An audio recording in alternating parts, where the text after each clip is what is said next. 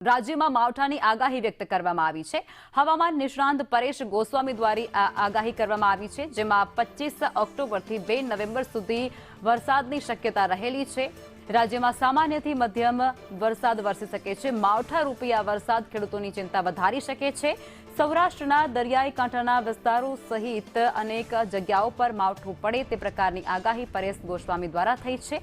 ડાંગ સહિતના જિલ્લાઓમાં પણ કમોસમી વરસાદ દક્ષિણ ગુજરાતમાં રહી શકે છે।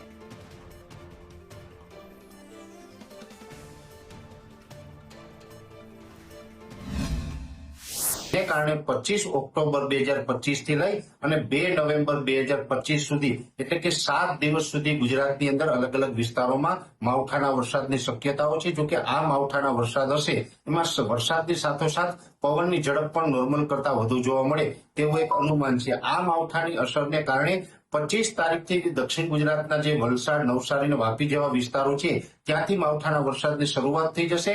26 ઓક્ટોબરના રોજ સૌરાષ્ટ્રના ભાવનગર, અમરેલી, ગીર સોમનાથ અને જુનાગઢ જેવા વિસ્તારોની અંદર પણ શરૂઆત થઈ શકે અને 27 તારીખથી અમદાવાદ, આણંદ, નડિયાદ, ગોધરા, કપડવંજ અને મહીસાગર જેવા વિસ્તારોમાં પણ એ માવઠાની શરૂઆત થઈ શકે છે। જેમાં ખાસ કરીને સૌથી વધારે અસર છે એ દક્ષિણ ગુજરાતના વલસાડ, વાપી, નવસારી, સુરત, ડાંગ, આહવા અને બીલીમોરા જેવા વિસ્તારો છે એ તમામ વિસ્તારોની અંદર તીવ્ર માવઠું થાય તેવું અનુમાન છે।